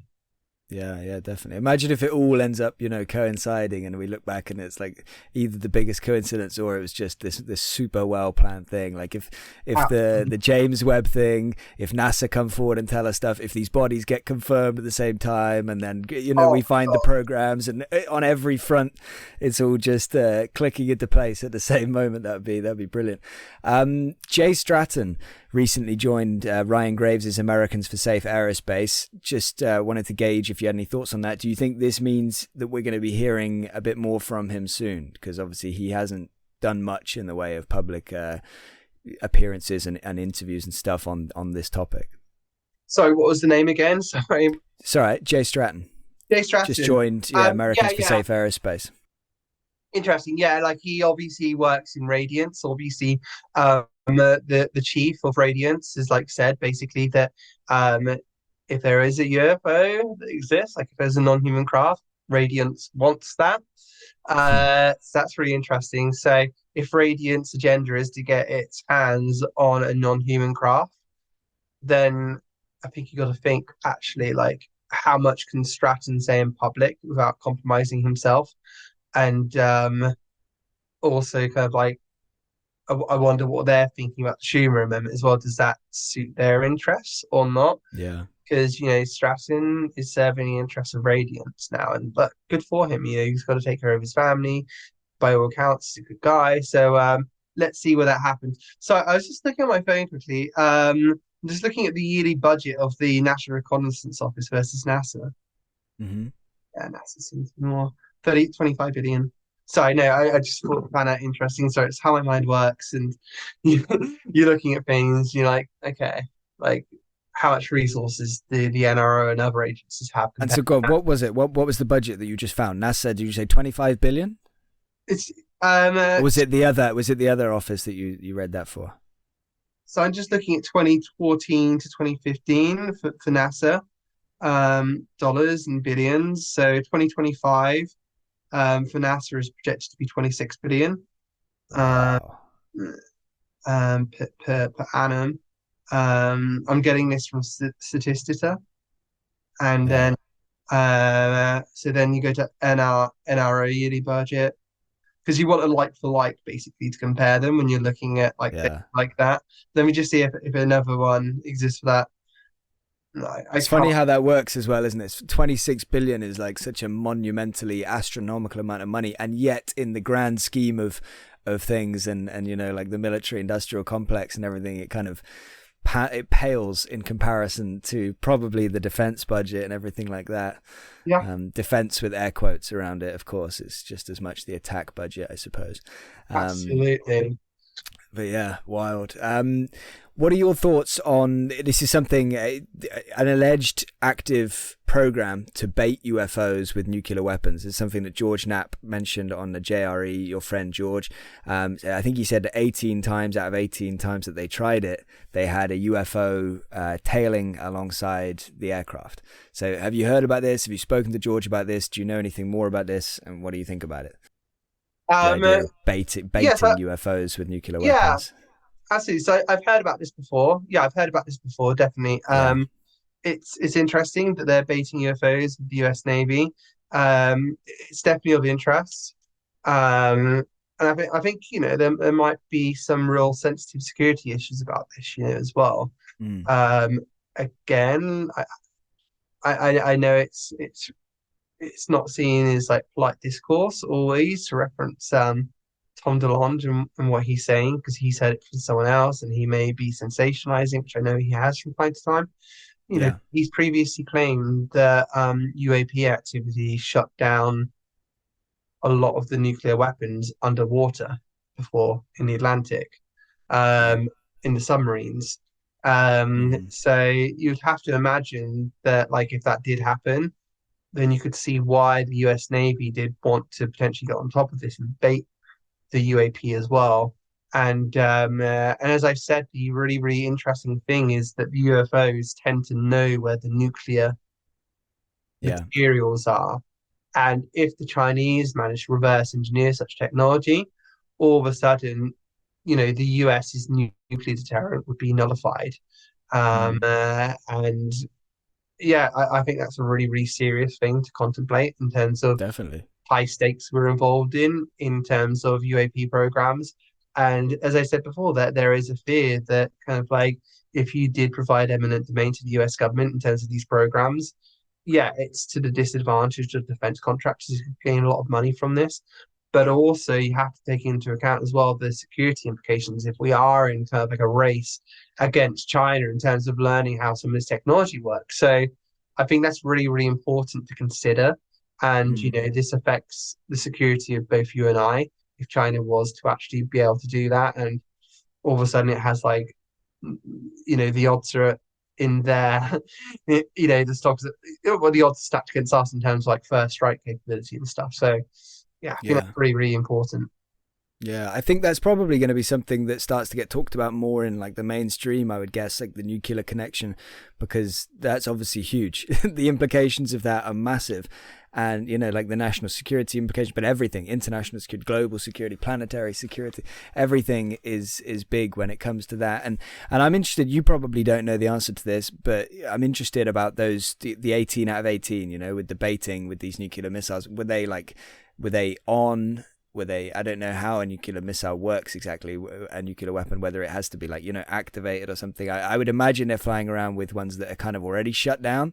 But if they weren't in any way, I would be interested to know whether the UFO that was tailing the aircraft, like, was shutting down these weapons as well, like in the same way that we hear of all over the place, like at with Salas and everything like that, and all of these others. Robert Hastings wrote the book on it and everything like that. So I'd be interested to know, if they tried to shut down these because tailing the aircraft 18 times out of 18 times, I'd love to know more about that, right? Like how far they were, what was it, the same kind of craft that was tailing every time?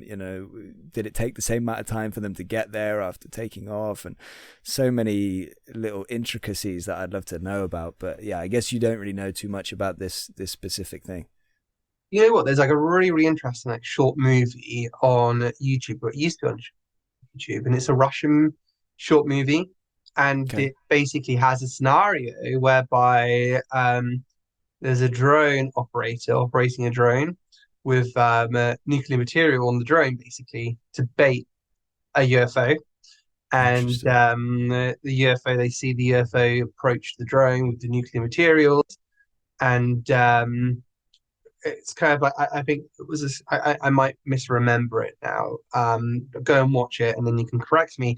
But I think what happens is like the drone operator is suddenly getting commands because I think it's tipped with like a nuclear weapon or something like that, or some kind of like nuclear material to kind of like detonate or something like that.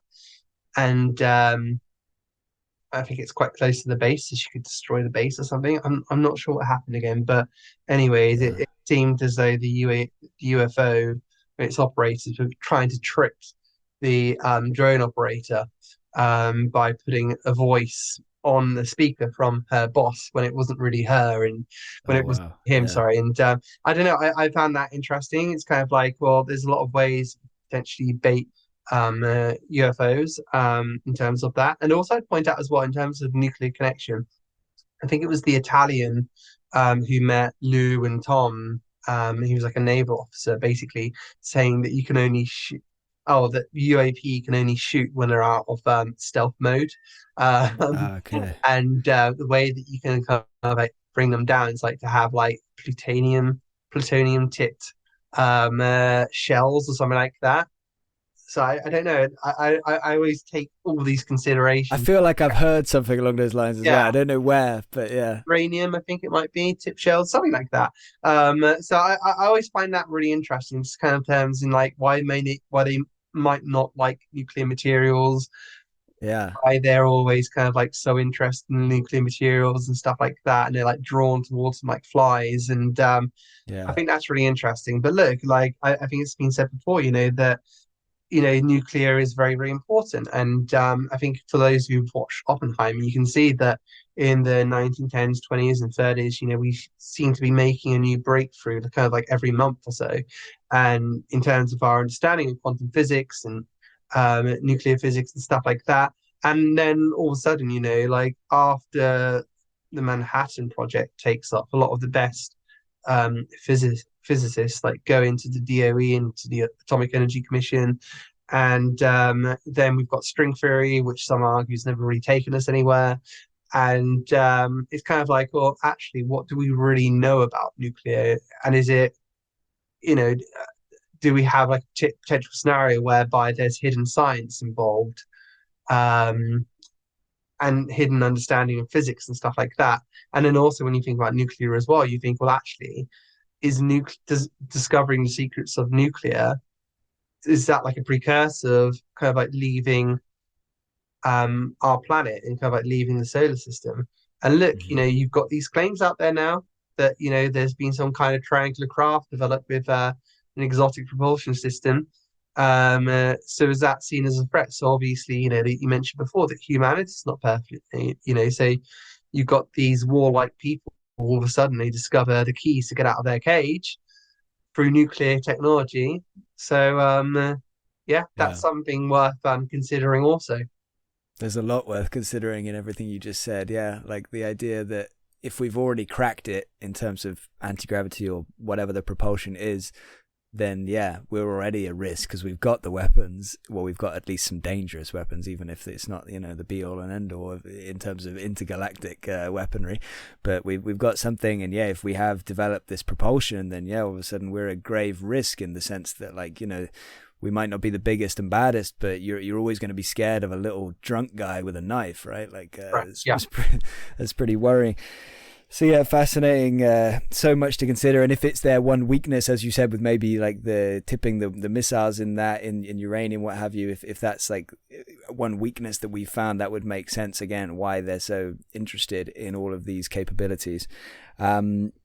Give me your thoughts in very brief, in a nutshell, on why the media, and I'm kind of grouping basically all of the world's media here, but some small sections get a pass, like News Nation now, and then of course the Liberation Times.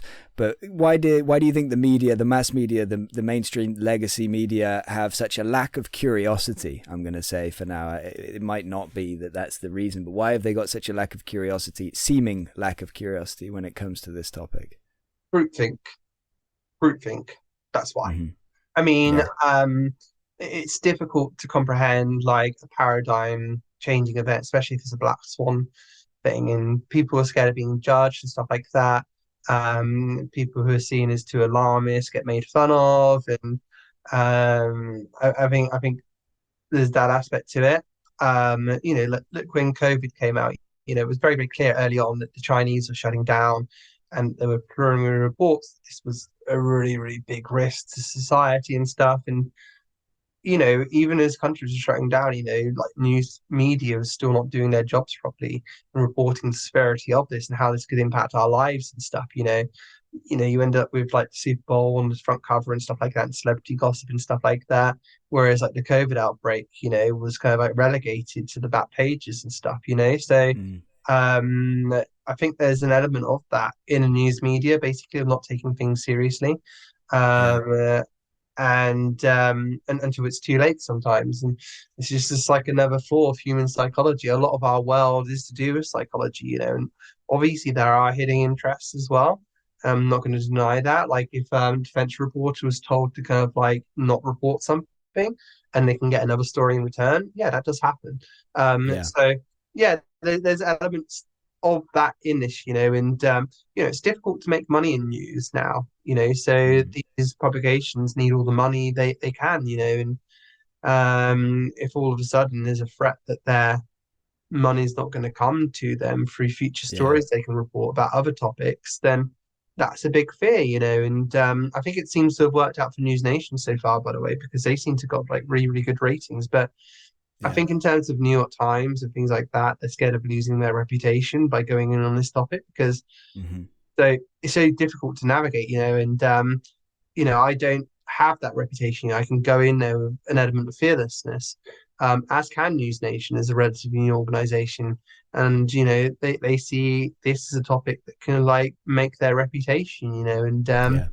I think they're on a good path, and I think that it will really, really make their reputation where they went when other news media were not prepared to go.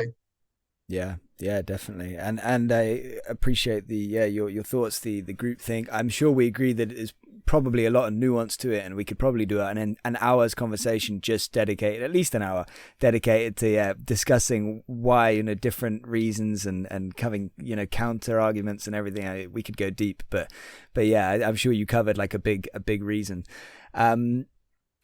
So I want to know how far behind actually are the UK when it comes to UAP and this topic. What will the next year or two hold for the UK on this topic? And do you actually have any hope that they'll legitimize it and become more communicative? So At there's the quite a moment, few questions there. So let me know if you need me to remind you of any. yeah, at the moment, I don't know if there's much bandwidth for it. Like the UK's got lots of challenges with inflation, the economy, the fact we don't build anything in this country anymore, housing crisis, energy Political crisis. crisis. Like whenever you Yeah. want to build like a wind farm, no one wants that. Okay, we'll build nuclear instead. No one wants that. It's kind of like we're in paralysis basically. So there's a lot of problems to solve in the UK, and politicians are wrestling with it and grappling with it as best they can, in the Hmm. midst of the cost of living crisis. So that's on the agendas of lots of politicians right now. There was a story a few weeks back about Chinese spying in Parliament. And look, we've had this touched upon before with the February shootdowns as well, that, the UK airspace could be vulnerable to Chinese surveillance as well. I think that might be a good way to approach this topic. Because I've argued before, like a lot of people like saying, Chris, you're telling people to shoot down these peace-loving UFOs and stuff like that. It's stupid and stuff like that. I've never made that argument before. All I've said is that if you're so sure that all these things, like, because the US Air Force, for example, would be like, we think most of these things are likely Chinese surveillance and stuff like that, and NORAD could possibly say that as well. So you ended up with that scenario. So, okay, like if they are possibly that, and we're not going to have kind of like non-human origin in the picture, or at least say this is highly unlikely, then why aren't you shooting Hmm. things down if they're appearing in your installations? Why are you allowing an object to shut down the sensor systems of a US test pilot and his aircraft when they're approaching? How do you allow that and not take action against it? Because that's just committed an aggressive action. Obviously, if it is Chinese and Russian, it's committed an aggressive action, basically. So if you're so sure these things are terrestrial in nature, or prosaic, then why do you not shoot them down? Why do you not shoot them down? If you were so certain this is a Chinese craft that kind of like did that, why would you not take action? At least to find out what it was? And it just Mm. seems to me that they're not taking that action. I'm playing devil's advocate here because they know that there are things in their skies that they know exist that are non-human intelligence and can totally outpace and maneuver their own craft. And that's my belief, and I think the UK government realizes that as well. If it was going to take Chinese surveillance over our skies seriously, then it would reopen a UAP office so it can receive more reports on things seen on the sky, so you can investigate whether those were Chinese. Shooting down a Chinese spy balloon was seen as the intelligence coup of the decade by the US. The stuff they learned from it, and there were similar things going on in Japan as well back then. They don't seem to have domain awareness over their own skies, basically, and they're just not taking. If they, it seems to me, if they see something they can't explain, they think might be a UFO, which is something really weird and stuff, they just don't look at it basically and just write it off, and that provides like a real gap there for the Chinese and Russians to exploit. Because I'm just going to be like, okay, I'm just going to send something out that looks like really, non-prosaic, that they might just not even look at, basically, like plasma or something like that.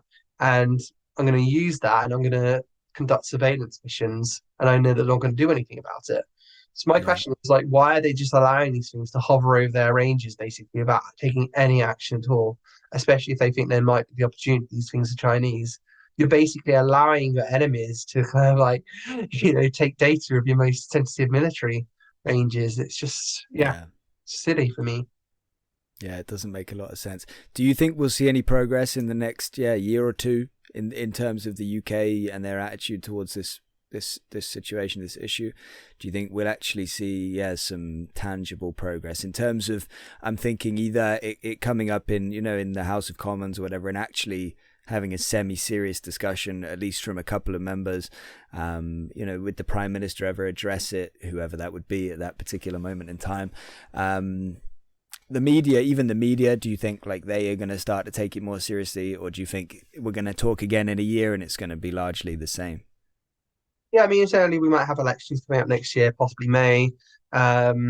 So there could be a Labour administration next. So it's difficult to predict. But we have all this internal stuff going on, but we can't ignore the fact that we're dwarfed by the US in terms of their power and stuff like that. And if the US is going to take a certain trajectory, we can't ignore it for much longer, especially if information of these proportions are going to come out. I think if you look at the Schumer Amendment, there is a provision in there whereby the Secretary of State, which is the US like foreign minister, basically has to engage with foreign counterparts in terms of asking if they've got kind of like similar UAP like programs and stuff. So I think this can, I think as much as I say that the UK has a lot of it to play at the moment, reality can hit pretty fast, And I think if you do get this stuff coming out, then you do need to react, and you do need to take action and stuff like that. It's at the end of the day, it's the UK's own fault that we got ourselves into this mess economically in terms of infrastructure and energy as well, and housing.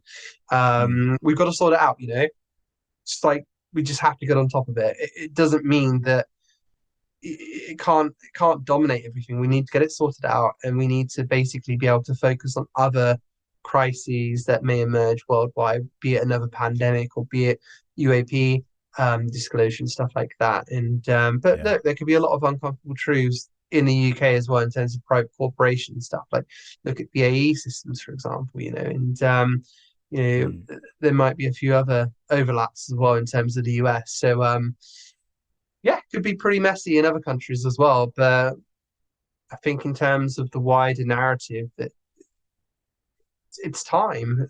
The arguments to kind of like not get this out are outweighed now by the arguments to confirm it. Yeah, cool. Well, again, as with a few other things, we'll watch and we'll watch closely and hope for the best. There was a couple of other questions I just wanted to get to really quickly. Just this one, maybe I don't even know if I'm going to ask you anything about it really, because it's not really a quick thing. But you mentioned it earlier, like the idea of potential free energy or like the energy crisis, in relation to the technologies that we potentially have in classified programs. Like, I just wanted to, I guess the question would be that based on things your sources have said and your understanding, do you think that is a genuine possibility that we could have this technology and it could be suitable and or ready and or versatile enough to actually solve this issue, and have we engineered it enough for it to be able to solve this issue? Is that realistic, or is it more just wishful thinking? I mean, there's the argument that if you did have this new energy in the UK, which was discovered, we want to build plants, we'd spend the first 10 years having a consultation and asking people what they think. We may then go for an appeal process whereby people who live locally don't want it built. And then another 10 years building it. So even if we did discover it today to solve all the problems, the UK system would allow us to get it in the next 30 years. Yeah, and then in 30 years, it would just be for private jets, nothing else. Yeah. But I mean, my argument would be because there's a lot of concerns around this in terms of if we did have 0 point energy or something like that, basically, that it could have devastating effects if it got into the wrong hands. So, I mean, my argument has always been just kind of yeah, if you got it, just put it within existing power plants, basically, and just pretend that it's just nuclear or something like that, and just then start bringing prices down. That's my argument would be, just to implement it and then just pretend that there's these other nuclear breakthroughs that have happened or something like that, and just hide behind it so you don't come out that there's this new energy source, basically, and then give away the game that other this is another thing as well. A lot of people argue that we've got to raise our consciousness and stuff like that to be ready for disclosure. And how do you go about doing that? How do you go about changing humanity so you don't get these factions, terrorist factions and stuff like that, wanting to get hold of this to bring about doomsday and changing the world? I don't know. It's something that we've got to grapple with, I guess, and it's part of disclosure as well. It's difficult. It takes a change of humanity as well in terms of how we treat each other. Definitely. And our motives and stuff. Yeah, it does. Absolutely. And I think as well, realistically, if we had this technology now and we were able to use it to make energy free, we would still, if they could get away with charging us for energy the same price that they charge us now, they would, right? They would continue to do it for as long as they could. No, the people that control that don't have the same, idea that we would of we can actually lower the costs, and people can actually have a better quality of life, and we can not destroy the energy. Anyway, as you said, humanity needs to evolve. Two questions in one here, just because I'm conscious of not keeping it too long. They're different questions, but you just kind of, one of them might be a very quick answer. So, have you seen any UFOs or had any anomalous experiences since we last spoke about 6 months ago? And then the second unrelated question is, what is the future looking like, say, for the next year for the Liberation Times? Yeah. So the first question, I mean, I don't really have. It's hard to have a UFO experience in London, I guess. In Zone 2. So I haven't, but my brother has strange experiences. He's been experiencers. My mum's been an experiencer as well. I've never had these kind of experiences before. I mean, I did see something in Cornwall once, but my brother claims the other week ago, was it last week? I can't remember. He had an experience where he woke up and it 2 a.m. And he's always having experiences at 2 a.m. by the way. I think Sean Cahill mentioned something about 2 a.m. before, so I don't know if there's any link with that time. But apparently he got up in his bed and it was I think it was a green or blue glowing being or something like that beside him, and he felt a vibrating on his leg or something like that. So I don't know, he can't be sure if it was sleep paralysis or a dream or something like that. It's difficult with those because it's so subjective in terms of an experience, isn't it? And then even if he had footage of it, then people will claim that it's fake, and it's just it's so difficult to prove these things. So there's that, and then I think in terms of Liberation Times, I mean, I just need to keep going, really. It's difficult because I have to balance a career on top of this and a family. I've got a new daughter, and in a year's time, or under a year's time, my wife's gonna come off maternity leave, and all of a sudden I've got to look after our little child and try to pay the bills and stuff like that. So there's a lot to take into account. I'm hoping that I can kind of have an optimistic future, but I'm not too optimistic at the moment in terms of the future. I'm going to keep Liberation Times going no matter what, but it could just be more challenging to kind of balance out my existing career, basically. But I don't run any adverts on my website, and I was going to say, what would help? If Patreon, if people are able to contribute via Patreon or something like that, that's going to help you to be able to keep it going for longer. Patreon is where I go to, basically, because I don't want to run adverts and stuff, because I'm conscious that that takes away from an experience, and you could have some real senior people looking at these articles. I think these articles, I know a lot of people will take the decision, they make people pay to read the articles so they can subscribe and stuff like that. I'm not saying they're right or wrong, but I just take the personal decision that for me, I don't think that's the right route to take, and I've ruled that out 100%. So literally, yeah, I have a lot of fantastic people out there who really support me to do what I do. And I love my patrons. And I said one day when I do my book on this whole thing, I'm going to mention them all. But they're extraordinary, you know, like the people that like these people like literally put food on my table. These patrons do, and I update them whenever I can and stuff like that as well. But look, you know, a lot of my patrons are going through the same struggles as me as well. So the fact is, you know, they are providing me money. Some of them kind of, you know, and it just blows my mind just how generous these people are and just how kind they are. So, I feel the exact same way about my patrons. I will put your link to your Patreon in the description, and anybody that wants to help Chris out, please see that link there, and I'll put mine there too in case anybody wants to help me as well. But yeah, that's absolutely, I'll put that there, and hopefully people will help you, because obviously it's really valuable what you're doing for transparency and for this topic. Lastly, Chris, is there any last words you want to say, any message you want to leave with people that have watched and listened? Yeah. I just want to thank you firstly for having me on again. Thank you to your audience. Thank you to everyone who reads the Liberation Times, like patrons and stuff like that. And just like it's so important to me, you know. And I would just leave this, you know, by just like try to treat each other nicely, you know, like we're all human beings at the end of the day. You know, people sometimes you see on your screens, you think, oh, they're celebrities or they won't listen to me and stuff like that. Well, everyone's human, you know, like everyone has their good days and bad days, you know, and I think when you bring negativity into other people's lives in your life, it has a knock-on effect, you know. You know, if I'm horrible to someone, they could be horrible to someone else, and that person could be horrible. So I think we all got to be aware about our actions and stuff like that and how they affect other people. And you know, like we mentioned before, you know, in terms of disclosure and stuff of coming to this knowledge, I think we've got to think about ourselves as well, about if we're ready for it, you know. You know, a lot of us like to complain about how bad the US government is and how bad this contractor is or how bad this person is, but are we thinking sometimes about how bad we are as well in terms of being horrible about someone? And I think in terms of like how we go beyond this in terms of humanity, we've got to start with ourselves, you know.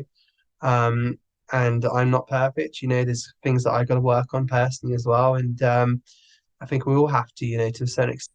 And part of this is just creating a better future for us and our children and families, you know. So yeah, I'd say that, you know, disclosure is also a personal journey, as well as the journey with the US government, theology, economics, private contractors, stuff like that. Yeah. Awesome, man. Powerful words. And I'll just echo what you said about, you know, like how contagious positivity and negativity can be. Like something as simple as smiling at somebody you walk past in the morning can lead them to smile to somebody else, which can lead to somebody having their day turn around.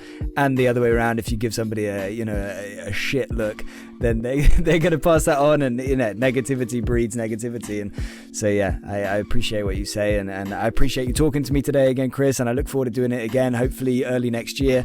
Yeah, thank you very much, and I wish you all my best and every success. Thanks, brother. I really appreciate it. Thank you again for having me on. Thank you to Christopher Sharp for talking with me. Thank you to our patrons for your invaluable support, and thank you for listening.